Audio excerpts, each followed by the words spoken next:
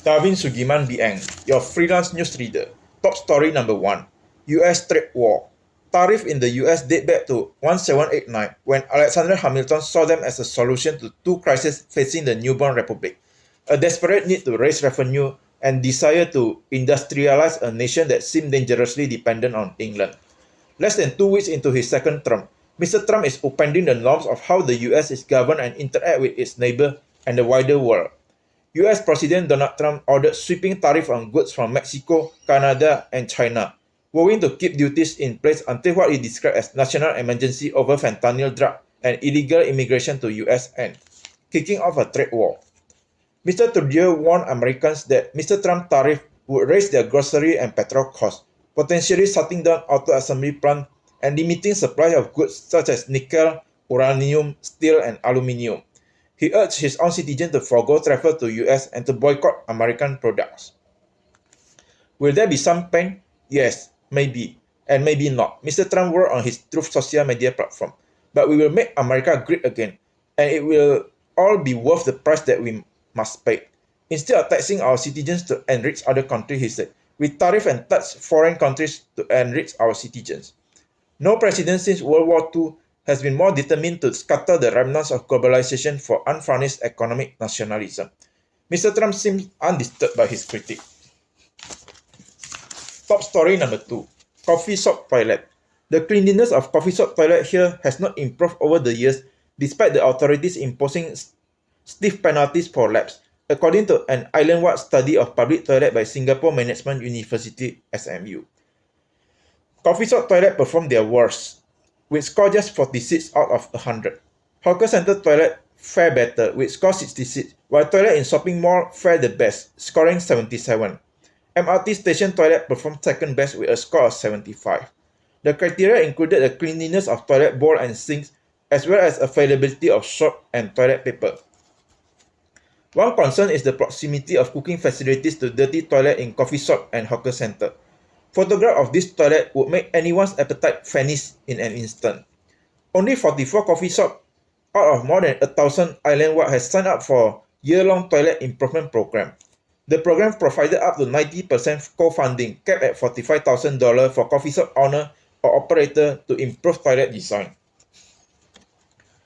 Top story number 3. Free food at market. Punnets of cherry tomatoes, bundles of chai sim, and vacuum-sealed salmon fillet. These are among fresh food that residents of rental flat in Kampung Glam can pick up every Saturday from a market in Jalan Besar for free.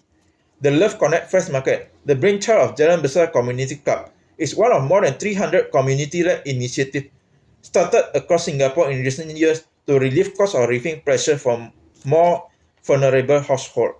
While fresh produce is chief draw, the market also has become a platform for community building where residents chat and share cooking tips with one another. Unlocking free food. Starting in July 2023, the initiative has benefited 150 to 200 households so far.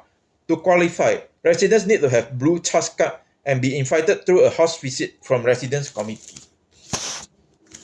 Top story number 4. Parent in prison.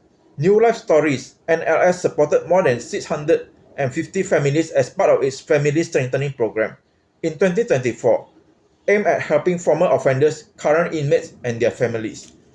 As part of the program by non-profit organization New Life Stories NLS, these men and women can get opportunity to meet and hug their children without barriers in a biannual open visit. Unlike usual prison visit, inmates and their visitors are not separated by glass panel during open visit. When the children walk through the doors during December visit and caught sight of their fathers, many of them pick up their pace and run towards their dads. Besides NLS, other charities such as Singapore Children's Society, Salvation Army, and Lutheran Community Care Service also run programs to strengthen relationships between offenders and their children.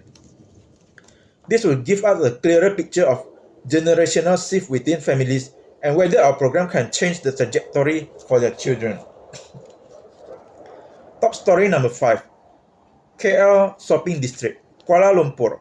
A shopping district in Kuala Lumpur is gearing up for its busiest period of the year, 5 months after it made global headline following a tragic incident in which a tourist from India fell into a sinkhole, leaving the area bereft of shoppers.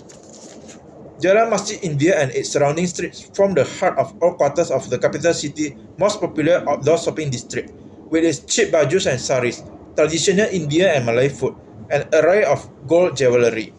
Many people avoided the area after 23 August incident in which Miss Vijaya Laxmi from Kupang, Andhra Pradesh state fell into an 8-meter deep sinkhole that opened up on the pavement in Jalan Masjid India as she was walking towards a nearby temple. The sinkhole, which has since been repaired, many passers-by have been seen strolling nonchalantly across the tile-over area. Although the area is called Jalan Masjid India, there are several other popular shopping streets nearby, including Jalan Tuanku Abdul Rahman and the stalwart Sogo Shopping Centre. The shopping district, which takes its name from prominent Masjid India mosque, is known for its vibrant mix of Indian and Malay influence. The area has a rich cultural heritage and is home to many goldsmiths, tailors, and shops selling traditional Indian and Malay garments. As Ramadan approaches, visitors are hopeful that Jalan Masjid India area will once again reclaim its status as one of Kuala Lumpur's most popular shopping street destinations. Top story number 6. Panama Canal.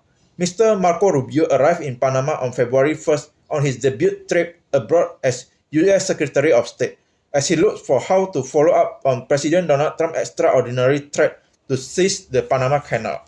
Mr. Trump has refused to rule out military force to seize Panama Canal, which US handed over at the end of 1999, saying that China has exerted too much control through its investment in surrounding ports. Mr. Mauricio Claver Carone, the US Special Envoy for Latin America, charged that Panama unfairly raised costs for US ships while also seeking assistance from US for the canal upkeep. Panama attributes the rising cost to the effect of drought exacerbated by climate change. Top story number 7. Job title. My job title seemed too junior for my scope of work. Could this impact my future career progression? A disconnect between job title and actual responsibility can affect career mobility, particularly during the initial hiring stage. Automated applicant tracking systems often filter candidates based on job title, potentially passing over those with junior designation despite their having the skills and experience for the role. Knowing where and why these differences exist can help you contextualize the norms surrounding the job title, especially for the benefit of hirers who are unaware of them. To overcome the limitation of their job title, job seekers should focus more on their actual impact and scope rather than their desire to have more senior title. Mr. Blanco said working with a recruitment firm can help. A third party would be able to highlight the situation surrounding the job title to prospective hires. Moreover, taking on more responsibility than a job title would typically imply could work in a job seeker's favor.